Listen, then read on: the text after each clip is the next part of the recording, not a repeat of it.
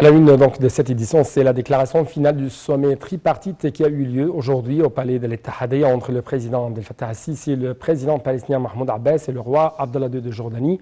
C'est ce qu'a affirmé, ou plutôt qui ont affirmé tous la centralité de la cause palestinienne étant la première question arabe. Plus de détails dans ce commentaire. La déclaration finale du sommet égypto-jordano-palestinien a fait état des positions de soutien de l'Égypte et de la Jordanie envers le peuple palestinien frère et ses droits justes et légitimes, avec en tête l'établissement de son État indépendant et souverain sur les frontières du 4 juin 1967 avec El-Quds Est pour capitale. Les trois leaders ont affirmé leur rejet des mesures israéliennes illégales qui sapent la solution à deux États et menacent les opportunités d'instaurer la paix dans la région. Les trois dirigeants ont souligné la nécessité de préserver le statu quo historique et juridique d'El-Quds et ses lieux saints, islamiques et chrétiens, rejetant toutes les pratiques qui visent à porter préjudice à cette situation. Le sommet tripartite a porté sur les contacts et les actions récemment menées par les trois pays au niveau régional et international, notamment ceux qui visent à trouver un véritable horizon politique pour renouer avec des efforts efficaces, afin de résoudre le conflit sur la base des deux États en tant que seul moyen pour parvenir à une paix globale et juste, selon la déclaration finale. Ils ont également salué les efforts déployés par l'Égypte pour consolider la trêve et assurer la reconstruction de la bande de Gaza, appelant la communauté internationale à travailler pour atténuer la crise humanitaire dans la bande. Selon la déclaration finale, les trois leaders ont souligné l'importance de continuer à travailler pour parvenir à la réconciliation nationale palestinienne, jugeant nécessaire la poursuite du soutien de la communauté internationale à la tâche de l'UNRWA, en lui assurant le financement dont il a besoin pour fournir ses services vitaux aux réfugiés palestiniens.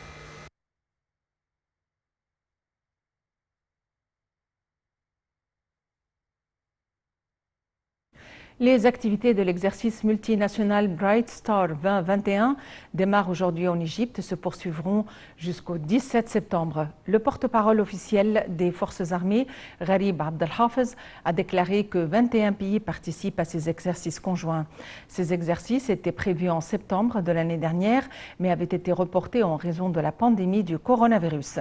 Ces exercices sont tenus annuellement en Égypte depuis 1980, un an après la signature de l'accord de paix entre l'Égypte et Israël. En juillet dernier, le commandement central américain a aspiré à poursuivre ces exercices qui durent depuis des décennies avec des troupes égyptiennes. Quant aux indices de la bourse du Caire, ils ont enregistré tous une hausse collective lors des échanges du mois d'août soutenus par des opérations d'achat effectuées de la part des investisseurs, des individus arabes et des institutions arabes et étrangères. L'indice principal GX30 a grimpé de 3,74% pour se stabiliser au niveau de 11 143 points. Les indices secondaires EGX70 et EGX100 ont respectivement grimpé d'environ 6,5% et 5,5%. Le capital du marché a gagné d'environ 31,4 milliards de livres égyptiennes durant le mois d'août pour clôturer au niveau de 733 milliards de livres égyptiennes.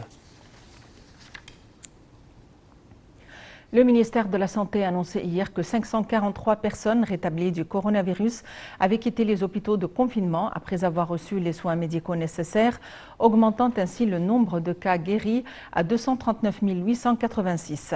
L'adjoint de la ministre de la Santé, Dr Khaled Megahed, a déclaré que 291 nouveaux cas de coronavirus avaient été détectés, ce qui porte le nombre total des personnes contaminées jusqu'à présent à 28 832. Le ministère de la Santé a annoncé avoir répertorié 7 nouveaux décès, ce qui augmente le nombre total des victimes de la Covid-19 à 16 743.